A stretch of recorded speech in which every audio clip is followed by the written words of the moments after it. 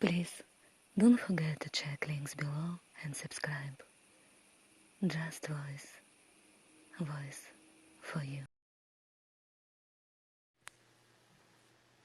Grimm's Fairy Tales, The Beauty and the Beast. Once upon a time, as merchant set out for market, he asked each of his 3 daughters what she would like as a present on his return. The first daughter wanted a brocade dress, the second a pearl necklace, but the third, whose name was Beauty, the youngest, prettiest and sweetest of them, said to her father, "All I'd like is a rose you've picked especially for me." When the merchant had finished his business, he set off for home. However, a sudden storm blew up, and his horse could hardly make headway in the howling gale.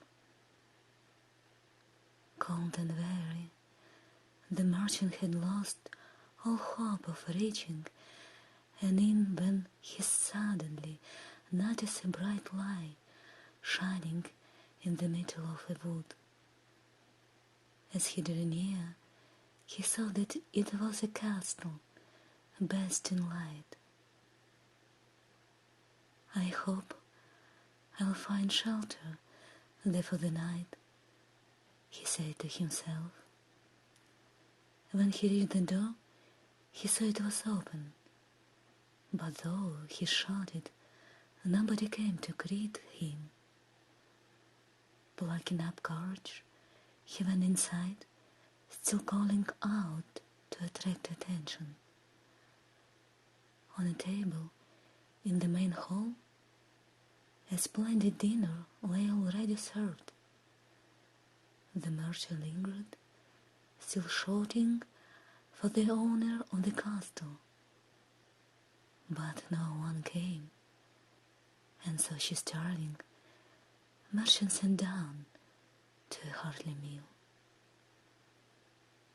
Overcome by curiosity, he ventured upstairs, where the corridor led into magnificent rooms and halls. A fire crackled in the first room, and a soft bed looked very inviting. It was now late, and the merchant could not resist. He lay down on the bed and fell fast asleep. When he woke up next morning, an unknown hand had placed a mug of steaming coffee and some fruit by his bedside. The merchant had breakfast, and after tidying himself up, went downstairs to thank his generous host. But, as on the evening before, there was nobody inside.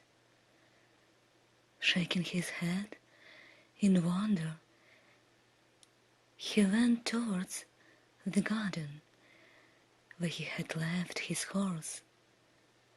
Suddenly, a large rose bush caught his eye. Remembering his promise to Beauty, he bent down to pick a rose. Instantly, out of the rose garden sprang a horrible beast, wearing splendid clothes. 2 bloodshot eyes glared at him, and a deep, terrifying voice growled, "Ungrateful man, I gave you shelter, you ate in my table and slept in my own bed, but now all the thanks I get to the theft of my favorite flowers. I shall put you to death for this slight. Trembling with fear, the merchant fell on his knees before the beast. Forgive me, don't kill me. I'll do anything you say. The rose wasn't for me, it was for my daughter Beauty. I promised to bring her back a rose from my journey. The beast dropped the paw it had clamped on the unhappy merchant. I shall spare your life, but on one condition, that you bring me your daughter. The storm-stricken merchant, faced with certain death if he did not obey, promised that he would do so. When he reached home in tears, his 3 daughters ran to greet him. After he had told them of his dreadful adventure, Beauty put his mind at rest immediately. Dear father, I'd do anything for you. Don't worry. I'll be able to keep your promise and save your life. Take me to the castle. I'll stay there in your place. The merchant ordered his daughter. I never did doubt your love for me. For the moment I can only thank you for saving my life. So, Beauty was led to the castle. The beast, however, had quite an unexpected greeting for the girl. Instead of mechanic doom, as it had done with her father, it was surprisingly pleasant.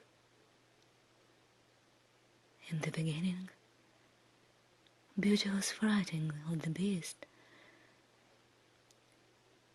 Then she found that in spite of the monster all had, her horror of it was gradually fading as time went by. She had one of the finest rooms in the castle, and save for hours, and the beast would sit for hours on end, only a short distance away, sadly gazing of her.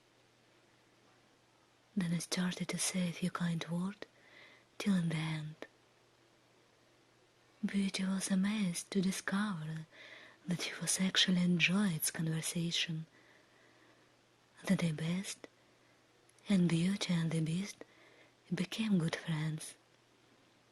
Then one day, the beast asked the girl to be his wife. Taken by surprise, Beauty didn't know what to say. Marry such an ugly monster. She would rather die. But she didn't want to hurt the feelings of one who, after all, had been kind to her. And she remembered too that she owed in her own life as well as her father's. Don't forget to subscribe. To be continued.